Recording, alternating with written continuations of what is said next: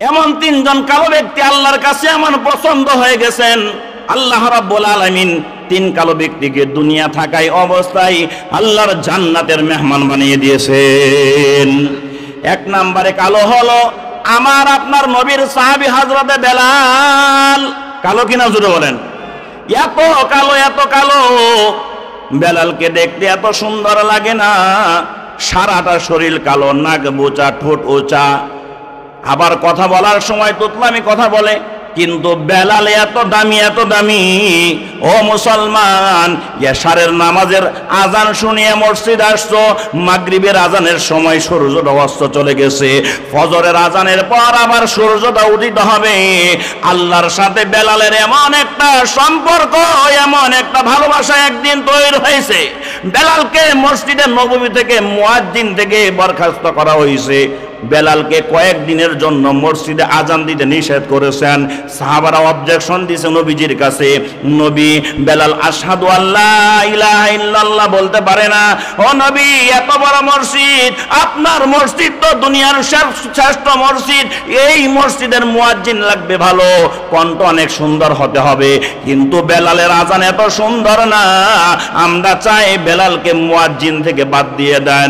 নবী কান্না শুরু করলেন আর বলেন, অধিকাংশ সাহাবারা তোমরা যেহেতু বলতেছো, কিন্তু আমার মন চাই না কালো বেলালকে আমি বাদ দেই। আমার মনের কথা হলো আমার বেলালই আজান দিবে। তারপরে তোমরা বলছো অধিকাংশ মানুষ বলার কারণে আল্লাহর নবী বেলালকে মুয়াজ্জিন থেকে অব্যাহতি দিয়ে দিলেন। হযরতে বেলাল গভীর রাতে তাহাজ্জুদ নামাজের ভিতরে সিজদায় পড়িয়া কান্না করে আর বলে, মালিক রে, ও মালিক, জিব্বাটা তো তোমার দেওয়া জিব্বা, এই জিব্বা লড়াইয়া কথা বলে আমার কোনো শক্তি নাই। সুর তুমি দিয়েছো, এই কণ্ঠ তুমি দিয়েছো, কালো আমারে বানাইছো, সব কিছু তো তোমার দান। কিন্তু আমারে মসজিদে মুয়াজ্জিন থেকে আমারে অব্যাহতি দিয়েছে, কিন্তু তোমার দরবার থেকে আমি বেলালকে অব্যাহতি দিও না। তুমি যদি আমাকে তোমার দরবার থেকে তাড়াইয়া দাও, আমি বেলাল কোথায় যাব? আমার তো যাওয়ার কোনো জায়গা নাই। আমি সবকিছু ছাড়িয়া তোমার দরবারে আসি। ও মালিক, ও মালিক, তুমি আমারে মহব্বত কইরা কাছে টানিয়া নিও রে আল্লাহ, দূরে সরাইয়া দিও না। এই কথাগুলো বেলাল চোখের পানি ফেলাইয়া যাই নামাজে বসে বসে কান্না করে। নবীজির মনেও কষ্ট, বেলাল রে বাদ দিলাম। ওদিক দিয়ে আর সে মহল্লায় খবর চলে গেছে, হে দুনিয়ার মানুষ, যেই তোতলা মুয়াজ্জিনকে মসজিদে নববী থেকে বাদ দিলা, ওই বাদ দেওয়া চলবে না। আমি আল্লাহ বেলালের পক্ষে চলে গেছি। আজকে যদি বেলাল আজান না দেয়, আমি আল্লাহ সূর্যকে বলেছি, হে সূর্য আর উঠবি না, উঠবি না, উঠবি না। আমার বেলাল যতক্ষণ পর্যন্ত আমার নামের তাকবীর না দিবে, ততক্ষণ পর্যন্ত সূর্য উঠবে না। ওই দিনের অবস্থা এমন হয়ে গেছে, নতুন মুয়াজ্জিন আজান দেয় কিন্তু সূর্য ওঠে না, সূর্য ওঠে না, সুবহে সাদিক হয় না, মসজিদের নামাজও হয় না। জিবরাইল আইসা বলেন, নবী গো, তাড়াতাড়ি মুয়াজ্জিন পাল্লায়া তাড়াতাড়ি আবার নতুন কইরা আজান দেন। বেলালের কণ্ঠে আজান না হইলে আমার আল্লাহর সূর্য উঠাবে না। পারেন? দূর পারেন? জিজ্ঞাসা করলে একেবারে শেষ, সর্বনাশ। এই না দুরূদ পড়েন বায়ো সকলে, শাফাত করিবেন নবী হাশরে। আল্লাহুম্মা সাল্লি আলা।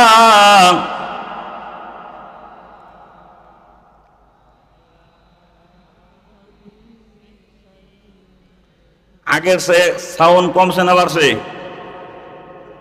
কারণ কি জানেন আপনারা? বাঙালি হলো তালের পাগল। কিসের তাল? কিসের পাগল? তালের পাগল। দেখেন না, রাজনীতির মিছিল যখন আসে, বাপে বতে মিল্লা একজনের স্লোগান দেয়, আমার ভাই তোমার ভাই, বাপে বতে মিল্লা ভাই, অমুক ভাই অমুক ভাই, ঠিক কিনা জোরে বলেন? আমি এই দুরুদের বিপক্ষে যাই নাই, এই যে এখন যে পড়ছেন সুর দিয়ে, এটার বিপক্ষে যাই নাই। তবে এই দুরুদ পড়তে গিয়ে অধিকাংশ মানুষ বেশিরভাগ ভুল করে। লে কোনো শব্দ নাই। যদি কেউ সুর দিয়েও পড়ে, এটার একটা তরতিব আছে, যেই তরতিবটা অধিকাংশ মানুষের ভিতরে নাই। তালে পড়ে, তালে। সুর ভালো তো, গরম হয় শরীর, এটা পড়ে, কিন্তু ভুল পড়ে। রসুলের উপর ভুল পড়লে রসুল খুব খুশি হইবেন না? আপনারা জোরে কথা বলেন না কেন? রসুল খুশি হবেন? আপনার নাম আব্দুল করিম, কেউ যদি আপনার নামটা ব্যঙ্গ করে, উল্টা ভাবে বলে, আপনার ছেলেরও যদি উল্টা ভাবে নাম ধরে তোর বাপের নাম এটা বলে, আপনারও যেমন কষ্ট লাগবে, ছেলেরও কষ্ট লাগবে, আপনার বিবিরও কষ্ট লাগবে। ঠিক কিনা জোরে বলেন? আর দয়ার নবী, মায়ার নবী, রহমাতুল্লিল আলামিনের নাম আপনি ভুল হবেন, আর হাসরের দিন যায় বলবেন, নবী গো আমি আপনার উম্মত, আমারে সুপারিশ করেন। নবীর মাথা মনে হয় এমন নষ্ট হয়ে গেছে, আপনারা সুপারিশ করার জন্য নবী বৈশা দিয়েছে না? قال رسول الله صلى الله عليه وسلم من صلى علي واحدا صلى الله عليه عشرا। দয়ার নবী বলেন, মায়ার নবী বলেন, কোন উম্মত যদি আমার উপর একবার দুরূদ পড়ে, আল্লাহ রাব্বুল আলামিন তার আমলনামায় 10টা রহমত নাজিল করে দেন, 10টা সব তার আমলনামায় দিয়ে দেন, এবং তার আমলনামা থেকে 10টা গুনাহ আল্লাহ তাআলা মাফ করে দেন। ওই না এই সুবহানাল্লাহ হবে না? জোরে বলেন। একবার সুবহানাল্লাহ বললে আল্লাহ তাআলা বড় খুশি হয়ে যান। সুবহানাল্লাহর অর্থ হইল আল্লাহ পুত পবিত্র, তার কোনো গুনাহ নাই, ত্রুটি নাই, ভুল নাই, কোনো কালিমা নাই যার ভিতরে। আল্লাহ বলেন, বান্দা যদি আমাকে সুবহানাল্লাহ বলিয়া শোনাই, আমার পবিত্র নামটা যদি উচ্চারণ করে, আমি আল্লাহ সুবহানাল্লাহর বরকতে বান্দাকেও পবিত্র বানাইয়া দেই। আরো জোরে বলেন সুবহানাল্লাহ। মরার মতো এখানে থাকলে চলবে না, একটু সজাগ হওয়া দরকার আছে না নাই? দুরূদ পড়তে হবে। আমি দুরূদ পড়তে বলছিলাম সবাইকে, যদি না পারেন কমাস কম সাল্লাল্লাহু আলাইহি ওয়াসাল্লাম, এটা তো পারেন নাকি? এটা তো আমরা পারি, এটা পারলে এটা পড়েন। আর যদি দুরূদ ইব্রাহিম পারেন, সবাই আমার সাথে আপনারা জবান খুলেন, জবান খুলে আল্লাহ রসুলকে, আল্লাহকে দেখায় দেন, ও ১৫০০ বছর আগে বিদায় নেওয়া নবী, শেষ নবী, আমরা আপনার এতিম উম্মত, ১৫০০ বছর আগে আপনি চলে গেছেন, কিন্তু আপনার প্রতি মহব্বত আমাদের কমে নাই, আপনার প্রতি ভালোবাসা আমাদের কমে নাই। চতুর্দিকে যখন আপনাকে নিয়ে ব্যঙ্গ করে, আপনাকে গালি দেয়, আপনাকে অপদস্থ করে, আপনার সুন্নাত রাখার কারণে জেলখানার ভিতরে বন্দী করে, ওই সময়ও আমরা বজ্রকণ্ঠে আপনার উপর দুরূদ পড়তে প্রস্তুত আছে। ঠিক কিনা জোরে বলেন? পারবো না ইনশাআল্লাহ? কারা কারা পারবেন না হাত উঠান। পারবেন না কইছি, এই সন্তানাই দিয়ে মাথা নষ্ট। আর প্রথম বক্তা আইলে না জানি কি করেন, আল্লাহই ভালো জানে।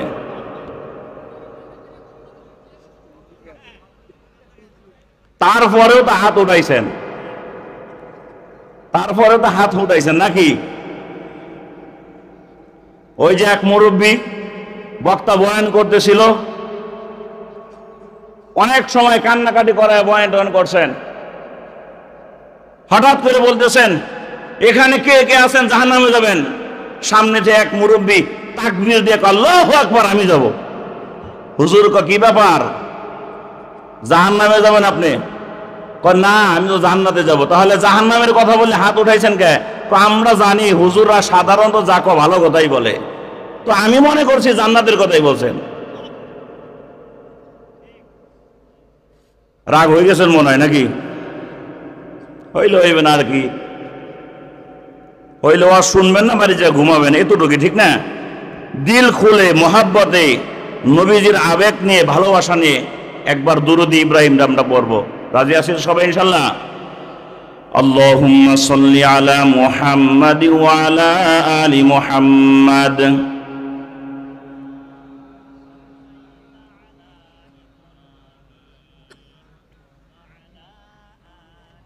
সবাই পড়ে না তো?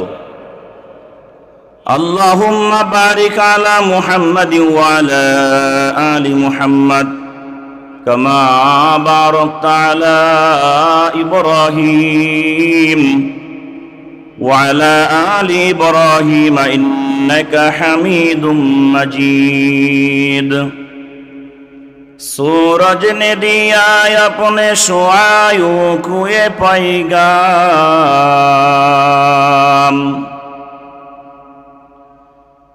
सूरज ने दिया अपने सुआयु कुए पैगाम दुनिया ही अजब चीज कोई सुबह को भी शाम दुनिया ही अजब चीज कोई सुबह को भी शाम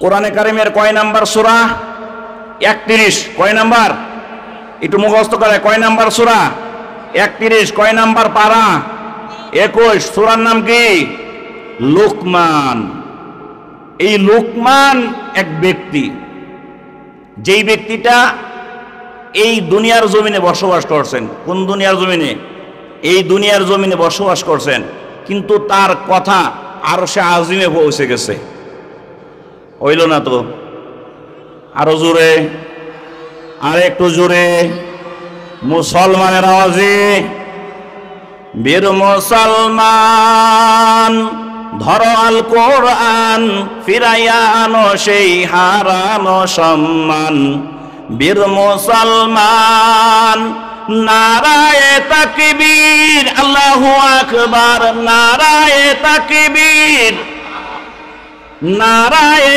তাকবীর নারায়ে তাকবীর দাও দাও ধ্বনি তুলো তুলো আর একবার বীর মুসলমান ধরো আল কোরআন ফিরাইয়া আনো সেই হারানো সম্মান বীর মুসলমান তাকবীরেই তো কাফেররা পরাজিত হয়ে যায় ঠিক কিনা জোরে বলেন এই তাকবীর নাই বিদায় আজকে আমরা মার খাই তাকবীর নাই বিদায় আজকে কোরআনকে বন্ধ করে দেওয়ার ষড়যন্ত্র করা হয় তাকবীরের আওয়াজ বন্ধ হয়ে গেছে বিদায় আজকে মসজিদগুলোতে যেভাবে ইচ্ছা সেভাবে কোরআনের বিরুদ্ধে কার্যক্রম চালায় ঠিক কিনা জোরে বলেন এই দুনিয়াতে বসবাস করেছেন নাম হলো এক ব্যক্তির নাম লুকমান নাম কি এই লুকমান এসেছেন আমার নবীর ১৫০০ বছর আগে কত বছর আগে আমার নবী দুনিয়া থেকে বিদায় নিয়েছেন কত বছর ১৫০০ বছর আবার ১৫০০ বছর আগে আসছেন তো দেড়ে দেড়ে মিললে কত হয় ৩০০০ হিসাব তো বুঝছেন নাকি আজ থেকে ৩০০০ বছর পূর্বে আবিসিনিয়া এক জায়গা অথবা কয়েকটা জায়গার নাম আছে তো আফ্রিকার কোন এক দেশে লুকমান নামের এক ব্যক্তি আসছিলেন আচ্ছা আপনারা বলেন তো লুকমান আলাইহিস সালাতু ওয়াস সালাম নাকি লুকমান রহমাতুল্লাহি আলাইহি বলেন আলাইহিস সালাম কে কে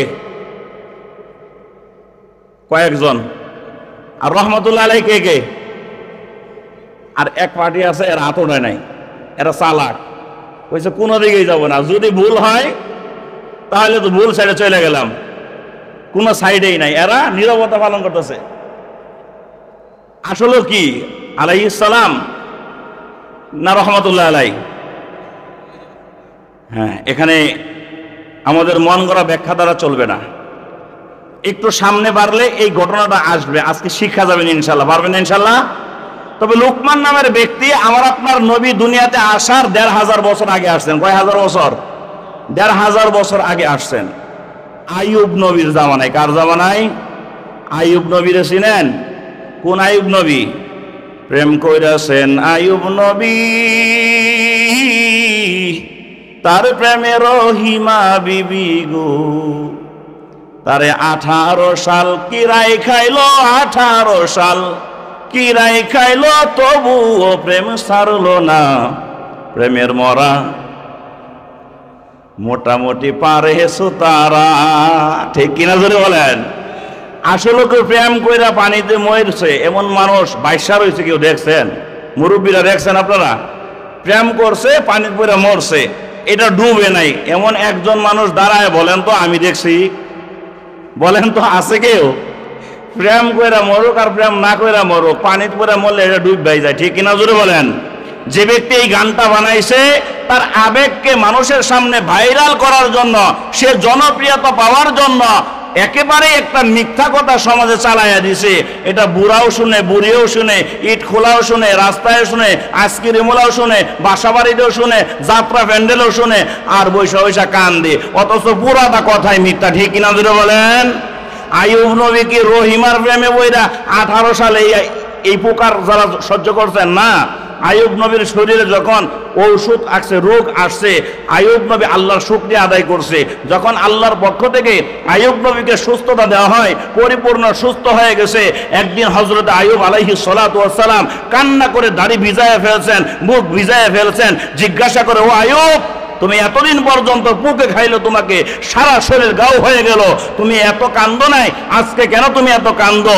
আইয়ুব নবী বলে, আমি কেন কাঁদি তোরা জানিস?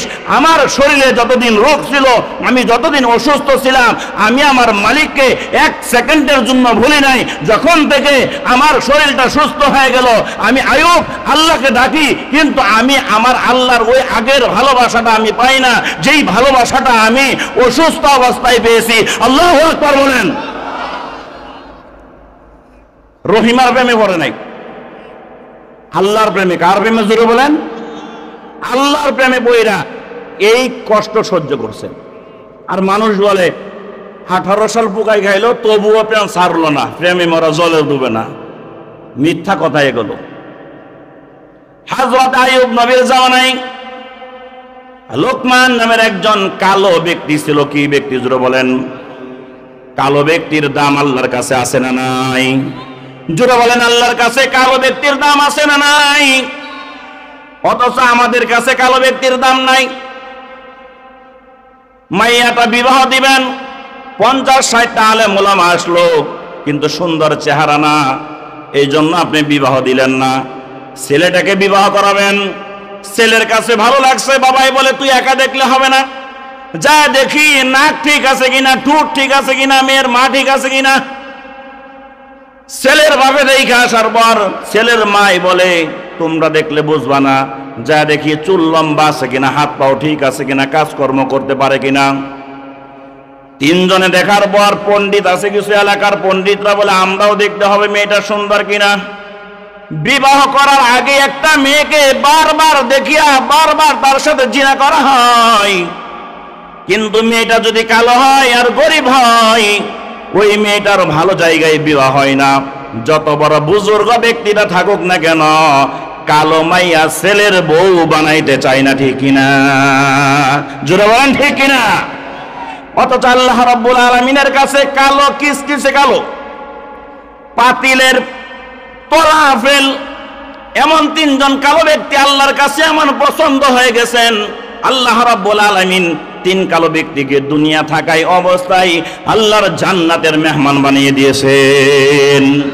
1 নম্বরে কালো হলো আমার আপনার নবীর সাহাবী হযরতে বেলাল। কালো কিনা জোরে বলেন? এত কালো, এত কালো, বেলালকে দেখতে এত সুন্দর লাগে না, সারাটা শরীর কালো, নাক বোচা, ঠোঁট ওচা, আবার কথা বলার সময় তোতলামি কথা বলে। কিন্তু বেলাল এত দামি, এত দামি। ও মুসলমান, এশারের নামাজের আজান শুনিয়ে মসজিদ আসছো, মাগরিবের আজানের সময় সূর্যটা অস্ত চলে গেছে, ফজরের আজানের পর আবার সূর্যটা উদিত হবে। আল্লাহর সাথে বেলালের এমন একটা সম্পর্ক, এমন একটা ভালোবাসা একদিন তৈরি হয়েছে, বেলালকে মসজিদে নববী থেকে, মুয়াজ্জিন থেকে বরখাস্ত করা হয়েছে। বেলালকে কয়েকদিনের জন্য মসজিদে আজান দিতে নিষেধ করেছেন। সাহাবারা অবজেকশন দিয়েছে নবীজির কাছে, নবী বেলাল আশহাদু আল্লাহ ইলাহা ইল্লাল্লাহ বলতে পারে না। ও নবী, এত বড় মসজিদ, আপনার মসজিদ তো দুনিয়ার শ্রেষ্ঠ মসজিদ, এই মসজিদের মুয়াজ্জিন লাগবে ভালো, কণ্ঠ অনেক সুন্দর হতে হবে, কিন্তু বেলালের আজান এত সুন্দর না, আমরা চাই বেলালকে মুয়াজ্জিন থেকে বাদ দিয়ে দেন। নবী কান্না শুরু করলেন আর বলেন, বলেন, অধিকাংশ সাহাবারা তোমরা যেহেতু বলতেছো, কিন্তু আমার মন চাই না কালো বেলালকে আমি বাদ দেই। আমার মনের কথা হলো আমার বেলালই আজান দিবে। তারপরে তোমরা বলছো অধিকাংশ মানুষ বলার কারণে আল্লাহর নবী বেলালকে মুয়াজ্জিন থেকে অব্যাহতি দিয়ে দিলেন। হযরতে বেলাল গভীর রাত্রে তাহাজ্জুদ নামাজের ভিতরে সিজদায় পড়িয়া কান্না করে আর বলে, মালিক রে, ও মালিক, জিব্বাটা তো তোমার দেওয়া জিব্বা, এই জিব্বা লড়াইয়া কথা বলে আমার কোনো শক্তি নাই। সুর তুমি দিয়েছো, এই কণ্ঠ তুমি দিয়েছো, কালো আমারে বানাইছো, সব কিছু তো তোমার দান, কিন্তু আমারে মসজিদে মুয়াজ্জিন থেকে আমারে অব্যাহতি দিয়েছে, কিন্তু তোমার দরবার থেকে আমি বেলালকে অব্যাহতি দিও না। তুমি যদি আমাকে তোমার দরবার থেকে তাড়াইয়া দাও, আমি বেলাল কোথায় যাব? আমার তো যাওয়ার কোনো জায়গা নাই। আমি সবকিছু ছাড়িয়া তোমার দরবারে আসি। ও মালিক, ও মালিক, তুমি আমারে মহব্বত কইরা কাছে টানিয়া নিও রে আল্লাহ, দূরে সরাইয়া দিও না। এই কথাগুলো বেলাল চোখের পানি ফালাইয়া যাই নামাজে বসে বসে কান্না করে। নবীজির মনেও কষ্ট, বেলাল রে বাদ দিলাম। ওদিক দিয়ে আর সে মহল্লায় খবর চলে গেছে, হে দুনিয়ার মানুষ, যেই তোতলা মুয়াজ্জিনকে মসজিদে নববী থেকে বাদ দিলা, ওই বাদ দেওয়া চলবে না। আমি আল্লাহ বেলালের পক্ষে চলে গেছি।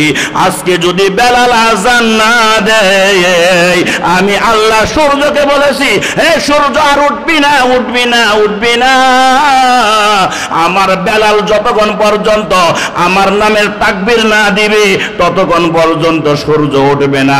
ওই দিনের অবস্থা এমন হয়ে গেছে, নতুন মুয়াজ্জিন আজান দেয় কিন্তু সূর্য ওঠে না, সূর্য ওঠে না, সুবহে সাদিক হয় না, মসজিদের নামাজ হয় না। জিবরাইল আইসা বলেন, নবী গো, তাড়াতাড়ি মুয়াজ্জিন পাল্টায়া তাড়াতাড়ি আবার নতুন কইরা আজান দেন। বেলালের কণ্ঠে আজান না হইলে আমার আল্লাহর সূর্য উঠাবে না। এই সুবহানাল্লাহ বললেন আপনারা? সবাই বলেন সুবহানাল্লাহ। এক কালো হলো বেলাল, যাকে আল্লাহ তাআলা দুনিয়া থাকতে জান্নাতের ঘোষণা দিয়েছেন। আরে কালো হলো মাযুরা, এক গোলামের নাম। আরেক কালোর নাম হলো হযরত লুকমান, যিনি আইয়ুব নবীর জামানায় আসছেন। একেবারে কিসকিসা কালো। তাফসিরের ভিতরে দেখবেন, তাফসিরটা খুলে পড়বেন আর দেখবেন ওইখানে স্পষ্ট লেখা আছে, হযরতে লুকমানের ঠোঁট ছিল রেল গাড়ির মতো মোটা। কিসের মতো? রেল গাড়ির ওই রাস্তা যে আছে, যেটার উপরে রেল চলে, চাক্কা ঘুরে, এটার মতো চ্যাপড়া ছিল বেলালের ঠোঁট। নাক ছিল বোচা, মুখ ছিল চ্যাপড়া। মুখ কি ছিল? চ্যাপটা বুঝেন? চাপানো, দুই দিক থেকে চাপানো, একবারেই কালো।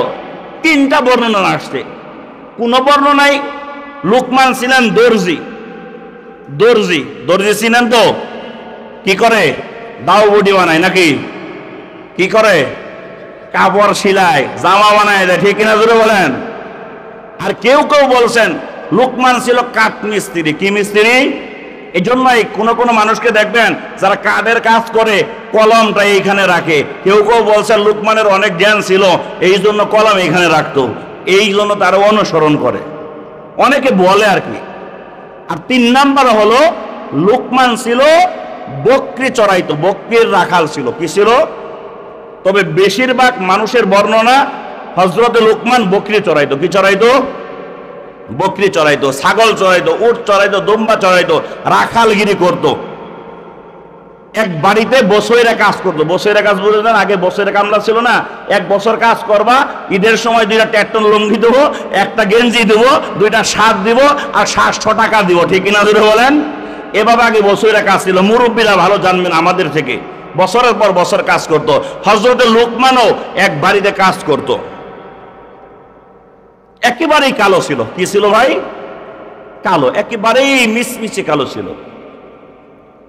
হযরতে লুকমানকে আল্লাহ রাব্বুল আলামিন এত মহব্বত করেছেন। হযরতে লুকমান মাঝে মধ্যে কাজকর্ম শেষ করে এলাকার মানুষদেরকে নিয়ে ডাইকা ওয়াজ করতো, নসিহত করতো, সুন্দর সুন্দর কথা বলতো। একদিন, আপনাদের খারাপ লাগতেছে? আচ্ছা, আলহামদুলিল্লাহ। একদিন লোকমানের যে বাড়ির মালিক, এই মালিক দেখছে যে আমার বাড়ির গোলাম মানুষদেরকে নিয়ে কি জানে কথা বলে, আর মানুষগুলো চাতক পাখির মতো শুনে। তো একদিন গোলাম রে ডাক দিছে, কিরে গোলাম, তুমি ওইখানে কি বলো? না, আমরা নিজেরা আলাপ করি, কথাবার্তা বলি। তো লোকমানকে না বাদ দিয়া আরেক শ্রোতাকে ডাক দিছে যে কিরে, তোরা এই প্রতিদিন এই গোলামের কাছে আসস, গোলাম তোদেরকে কি বলে? এই গোলামের পক্ষ থেকে, এই গোলামের জবান থেকে এত সুন্দর সুন্দর কথা আমরা শুনি, যেই কথাগুলো আমরা ইতিপূর্বে কখনো শুনি নাই। সুবহানাল্লাহ বলেন না? খুব সুন্দর সুন্দর কথা বলে, জ্ঞানপূর্ণ কথা বলে, তার কথার ভিতরে এত মজা, যত শুনি ততই ভালো লাগে। ওই মালিক একদিন লোকমানকে ডাক দিয়ে বলছে, লোকমান জি, তোমার সাথে কিছু কথা আছে। আমি শুনলাম তুমি নাকি অনেক জ্ঞানী, তুমি নাকি অনেক সুন্দর সুন্দর কথা বলো, তোমার জ্ঞান পরীক্ষা হবে আজকে। কিভাবে পরীক্ষা হবে?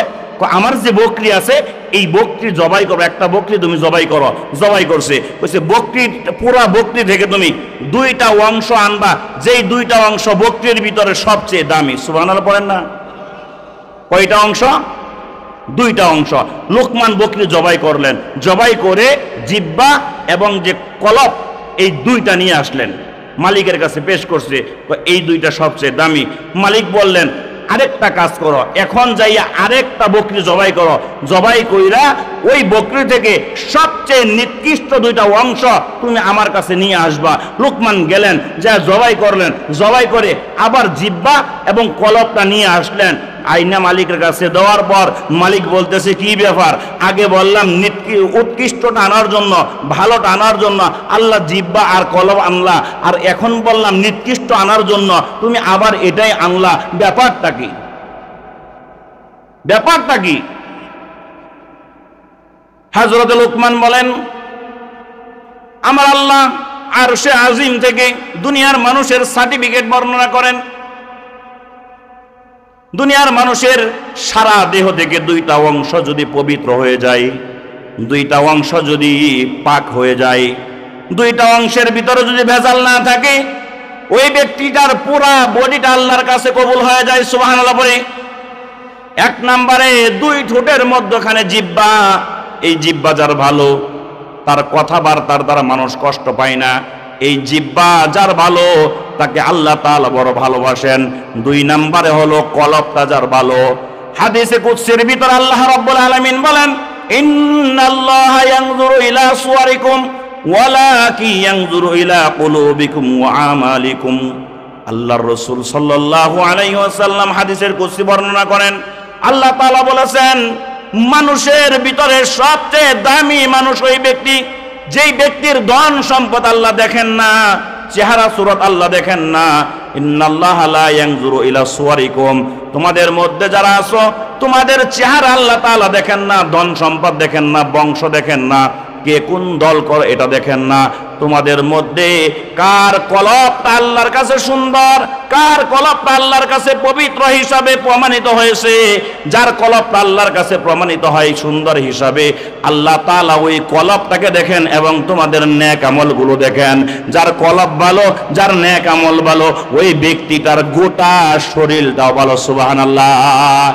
আলা ইন্না ফিল জাসাদি মুদগাতান ইজা সালুহাত সালুহাল জাসাদু কুল্লুহু ওয়া ইজা ফাসাদাল জাসাদু কুল্লুহু আলা ওয়া হিয়াল কলব। মানুষের এই দেহের ভিতরে ছোট্ট একটা গোশতের টুকরা আছে যার নাম কলব।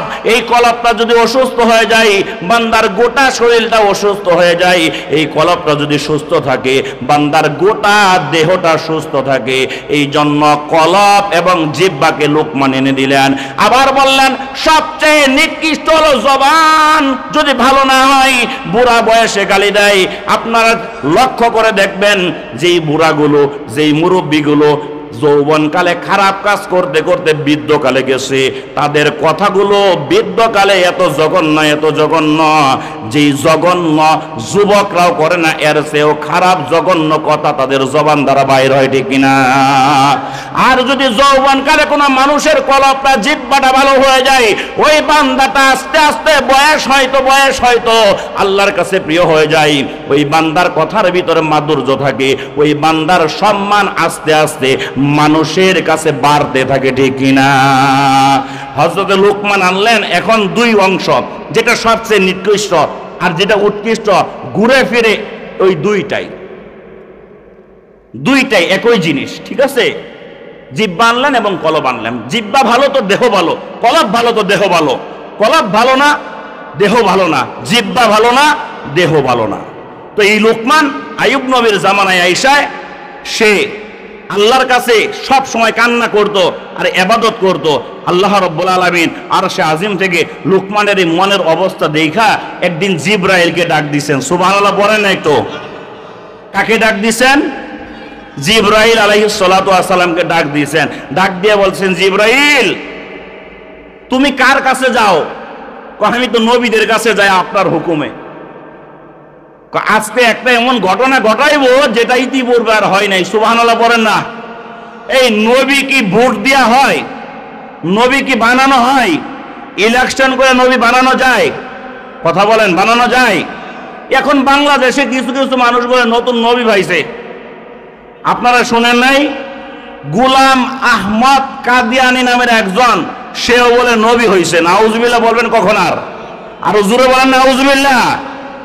আমার আপনার নবী বলেন, আনা খাতামুন নাবিয়িন লা নাবিয়্যা বাদি, আমি শেষ নবী, আমার পরে কোনো নবী নাই। নবীজি ১৫০০ বছর আগে দুনিয়া থেকে বিদায় নিয়েছে। এখন যদি কোনো ব্যক্তি বলে আমি নতুন নবী হয়ে আইছি, এই মানুষদের পায়ের জুতা পায়ে থাকবে না হাতে উঠবে? জোরে বলেন, হাতে উঠবে না পায়ে থাকবে? শুধু হাতে উঠবে না, সরাসরি তার গালে মারতে হবে, ঠিক কিনা জোরে বলেন? আমার নবী শেষ নবী, এরপরে আর কোনো নবী নাই। আমার নবীর ধর্মই শেষ ধর্ম, এরপরে আর কোনো ধর্ম নাই। আমার নবীর কিতাবে শেষ কিতাব, এরপরে আর কিতাব নাই। কেউ যদি দাবি করে তাকে শায়েস্তা করার জন্য বাংলার মুসলমানই যথেষ্ট, ঠিক কিনা জোরে বলেন? জিবরাইলকে ডাক দিয়ে বলেন, আল্লাহ জিবরাইল তুমি দুনিয়াতে কার কাছে যাও? বলেন নবীদের কাছে যাই। নবী কারা আপনারা শুনেন। নবী আগে থেকেই দুনিয়াতে মানুষ আসার আগে আল্লাহ রাব্বুল আলামিন আলমে রূহের জগৎ থেকে নবীদের নাম চিহ্নিত করে রাখছেন কে নবী হবেন। সর্বপ্রথম নবীর নাম হলো সাইয়্যিদনা আদম আলাইহিস সালাতু ওয়াস সালাম। আমরা আপনার নবী ব্যতীত সর্বশেষ নবী হলেন হযরত ঈসা রূহুল্লাহ। এই পর্যন্ত ১,২৪,০০০ নবী দুনিয়াতে আসছেন। সবগুলো নবীর নাম আল্লাহ তাআলা আগে থেকে লিস্ট করেছেন। নবীদের কাছে জিবরাইল ওহী নিয়ে আসতো। একমাত্র ব্যক্তি লোকমান, যার কাছে আল্লাহ রাব্বুল আলামিন নবী সারা ওহী পাঠাইছেন। সুবহানাল্লাহ বলেন। হযরতে লোকমানের কাছে আল্লাহ তাআলা ওহী পাঠাইলেন। কোরআনে কারিমে সাক্ষী, ওয়ালাকাদ আতাইনা লোকমানাল হিকমা, আমি লোকমানের কাছে পাঠাইলাম, জ্ঞান পাঠাইলাম এবং ওই পাঠাইলাম। তাফসীর পড়ে দেখবেন। আল্লাহ রাব্বুল আলামিন জিবরাইলকে বলেছেন, জিবরাইল আমার বান্দা লোকমানের কাছে যাইয়া বলবা আল্লাহ আপনাকে দুইটা জিনিস দিয়েছেন, আপনি যেটা ইচ্ছা এটা রাখতে পারেন। একটা হলো নবী হওয়ার জন্য যা লাগে, নবী হইতে যা কিছু প্রয়োজন, রেসালাতের প্রয়োজন, আপনাকে রেসালাত দিয়ে আল্লাহ তাআলা ধন্য করতে চান, আপনি যদি নিতে চান নিতে পারেন। আরেকটা হলো আল্লাহ তাআলা আপনাকে হিকমত দিতে চান, জ্ঞান দিতে চান, যদি আপনি জ্ঞানবান হতে চান জ্ঞানটাও নিতে পারেন। আর যদি নবী হতে চান আপনি নবী হইতে পারেন। হযরতে লোকমান তো জ্ঞানী মানুষ। লোকমান বলে নবী তো আগে থেকেই হয়, আল্লাহ তাআলা আগে থেকে নবীদের নাম লিস্ট করে রাখছেন। আল্লাহ তাআলা সমস্ত নবীদেরকে হেফাজত করবেন, সমস্ত নবীদের দায়িত্ব আল্লাহ নিজে নিয়েছেন। এখন যদি আমি নতুন করে নবী হই, আর আল্লাহ তো আমার নামটা আগে থেকেই সিলেক্ট করে নাই, আর আল্লাহ যদি কোনো সময় বলে তুমি নবী হইছো, তোমার দায়িত্ব তুমি দেখবা, তাহলে আমি পেরেশানির ভিতরে পড়ে যাব। আর নবীর দায়িত্ব যদি পালন করতে না পারি আমি বড় মুসিবত পড়ে যাব। এই জন্য যেটা আল্লাহ আগে চান নাই ওটা আমি নিতে চাই না।